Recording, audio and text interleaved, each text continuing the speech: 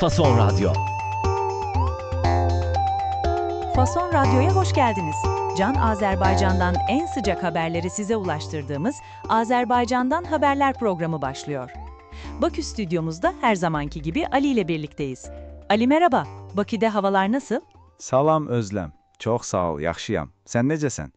Bakıda hava bahar havasıdır. Günəşli və xoşdur. Bütün Türkiyədəki dinləyicilərimizi Bakıdan ürəkdən salamlayıram. Bugün də gündəmimiz zəngindir. Harika, o zaman o zengin gündeme hızlı bir giriş yapalım. İlk olarak hangi haberle başlıyoruz? İlk xəbərimiz biraz texniki, amma çox vacib bir mövzudadır. Azərbaycan Milli Elmlər Akademiyasının Respublika Seysmoloji Xidmət Mərkəzi Bakı, Sumqayıt şəhərləri və Abşeron yarımadası üçün yeni seysmik xəritələr hazırlayır. Seismik harita, yani deprem risk haritası. Biz Türkiye'de bu konuya ne kadar hassasız biliyorsun. Bu haritalar neden şimdi yenileniyor? Özel bir sebebi var mı? Bir deprem beklentisi mi söz konusu? Xeyr, hər hansı bir təşvişə, narahatlığa səbəb yoxdur. Bu daha çox bir tədbir məqsədi daşıyır. Texnologiya inkişaf etdikcə ölçmə metodları da dəqiqləşir. Məqsəd bölgədəki zəlzələ riskini daha dəqiq qiymətləndirmək və gələcək şəhərsalma planlarını, tikinti normalarını bu yeni məlumatlara uyğun qurmaqdır. Yəni, köhnə xəritələrin müasir texnologiyalarla yenilənməsi prosesidir. Bu bir növ şəhərlərimizin sağlamlıq yoxlanışı kimidir. Anladım. Yani bir önlem ve modernizasyon çalışması. Çok doğru bir adım.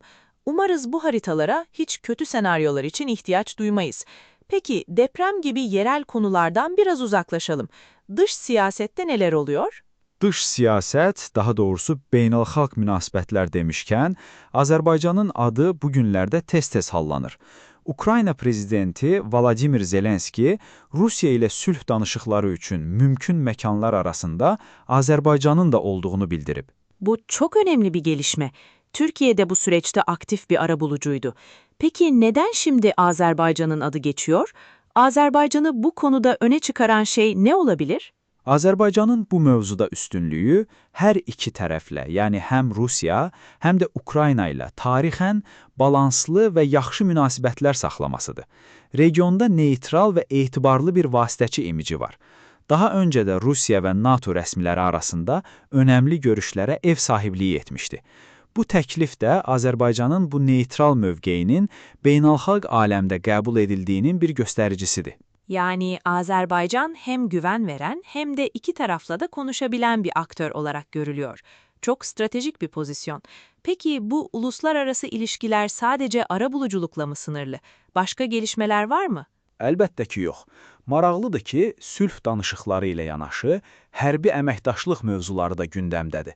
BBC Azərinin verdiyi xəbərə görə, Ukraynadan sonra indi də Çexiya Respublikası Azərbaycanla hərbi texniki sahədə əməkdaşlığı genişləndirməkdə maraqlıdır. Vay, bir yanda barış güvercini, diğer yanda askeri ortaklıklar. Uluslararası ilişkiler gerçekten çok katmanlı. Çekya ile ne gibi bir işbirliği düşünülüyor tam olarak? Silah alımı mı, ortak üretim mi? Xəbərdə detallar çox verilməsə də, söhbət hərbi texnologiya sahəsində əməkdaşlığın genişləndirilməsindən gedir. Bu, adətən hərbi texnologiya transferi, mövcud sistemlərin modernizasiyası ya yeni avadanlıqların alınması kimi məsələləri əhatə eləyir.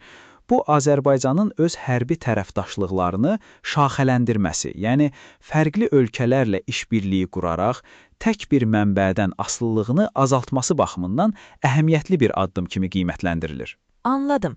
Stratejik hamleler. Peki biraz da vatandaşın cebine, ekonomiye bakalım. Petrol fiyatları ne durumda? Malum Azerbaycan ekonomisi için hayati bir konu. Tam üstünə bastın Özləm. Qızıl deyil, neft bahalaşır deyə bir başlıq var bugün Musavat qəzetində.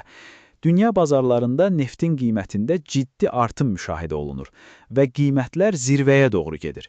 Bu vəziyyət iqtisadiyyatının əsasını neft ixracı təşkil edən Azərbaycan üçün həm gəlir artımı, həm də iqtisadi planlaşdırma baxımından müsbət bir xəbərdir. Petrol fiyatlarının artması devlet bütçesini rahatlatıyor anladığım kadarıyla. Peki bununla çelişen ya da madalyonun diğer yüzünü gösteren bir haber var mı ekonomi gündeminde? Mesela borçlar falan? Var, əlbəttə. Gəlirlər olduğu kimi xərclər və öhdəliklər də var. Azadlıq Radiosunun xəbərinə görə, Azərbaycan Maliyyə Məhkəməsi ilin ilk 3 ayında dövlətin xarici borcuna servis üçün təxminən 70 milyon dollar faiz ödənişi həyata keçirib. Bir dakika, bu haberin kaynağı Azadlık Radyosu dedin. Onlar ve Meydan TV gibi platformlar Azerbaycan'da devlet kontrolü dışında daha bağımsız bir yayın çizgisi izlediklerini biliyorum, doğru mu? Bəli, tamamilə doğrudur. Onlar gündəmə fərqli bir pəncərədən baxmağa imkan verən media qurumlarıdır. Xəbərə gəlincə, 70 milyon dollarlıq ödəniş sadəcə 3 aylıq faizdir. Bu, bir tərəfdən ölkənin xarici borc öhdəliklərinin nə qədər ciddi olduğunu göstərir, digər tərəfdən isə bu öhdəliklərin vaxtında yerinə yetirildiyini təsdiqləyir. Yəni, neftdən gələn gəlirlərin bir hissəsinin hara getdiyini də görmüş oluruq. Yani bir yandan kasaya para giriyor, bir yandan da faiz ödemeleri için çıkıyor. Ekonomi gerçekten hassas bir denge. Peki bu kadar ciddi konulardan sonra bizi biraz gülümsetecek, vay be helal olsun dedirtecek bir haber yok mu bugünün gündeminde? Olmaz mı? Həm də çox qürur verici bir xəbər var. Azərbaycanın dünyaca məşhurlaşan markası, uğurlu dövlət xidməti modeli, asan xidmətin təcrübəsi indi də uzaq bir ölkədə, Afrikada tətbiq ediləcək. Qvineya Respublikası ilə hökumət arasında bununla bağlı bir saziş təsdiq olunub. Asan hizmet.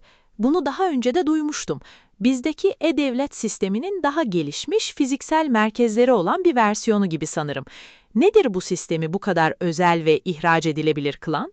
Ən özəl tərəfi odur ki, vətəndaşlar yüzlərlə dövlət xidmətini, pasport almaqdan tutum, şirkət qeydiyyatına qədər bir məkandan heç bir bürokratiya, süründürməcilik və rüşvət olmadan çox sürətli və şəffaf şəkildə ala bilirlər. Bu model o qədər uğurlu oldu ki, BMT tərəfindən də mükafatlandırıldı. İndi isə bu təcrübəni başqa ölkələrlə paylaşırıq. Bu bizim üçün sadəcə neft deyil, həm də intellektual məhsul ixrac etmək deməkdir. Gerçekten harika bir başarı hikayesi. Kendi ülken için yarattığın bir sorunun başka bir ülkenin sorunlarına da çare olması. Müthiş bir gurur kaynağı. Teşekkürler Ali. Bu güzel haberle günü kapatmak iyi geldi. Yine dop dolu bir gündemdi. Mən təşəkkür eləyirəm Özləm. Dinləyicilərimizə maraqlı olan mövzulara toxuna bildiksə, nə xoş bizə. Evet sevgili dinleyiciler, Bakü stüdyomuzdan bugünlük bu kadar. Azerbaycan gündeminin nabzını tutmaya yarın da devam edeceğiz. Yarın yine aynı saatte buluşmak üzere. Hoşça kalın.